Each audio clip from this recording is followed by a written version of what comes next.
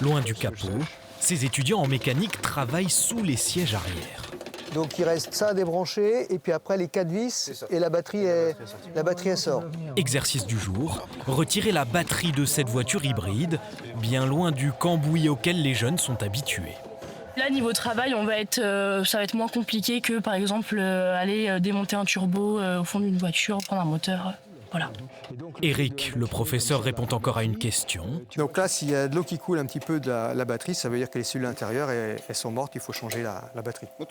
Avant de rejoindre ce binôme sur une voiture 100% électrique.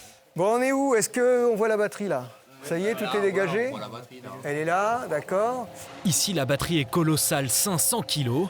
Alors ces apprentis mécaniciens jouent la prudence. Je suis en train de regarder s'il y a de la tension. Non, c'est bon. Et si ça ne pas, c'est qu'il n'y a pas de tension.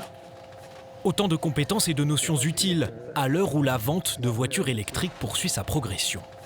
Quand ils vont aller dans une concession, forcément, s'ils viennent avec l'habilitation électrique, ils vont être pris sans souci, quoi.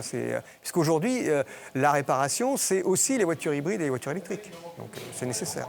Un étage plus bas, ces élèves sont en classe de première. Déjà habitués des moteurs thermiques, ils découvrent l'électrique et les mesures de sécurité. Du coup, on vérifie que le gant isolant est bien isolant. Et on va rajouter par-dessus des surgants et une visière pour éviter les arcs électriques, pour éviter de se brûler la rétine s'il y a un souci. Il faut beaucoup plus de précautions, il faut avoir du matériel spécifique, isolé. Donc ça prend plus de place et c'est plus compliqué. Mais ça me plaît quand même.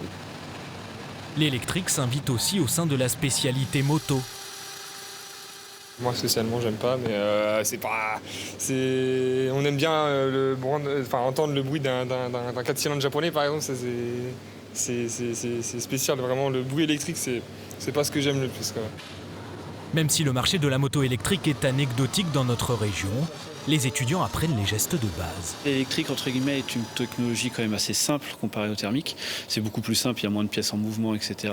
Mais c'est surtout que ça se vend pas à l'heure actuelle, donc c'est pour ça que ça évolue pas. Pour former ces étudiants sur de vrais véhicules, le lycée compte sur les partenariats avec les marques ou les dons de particuliers.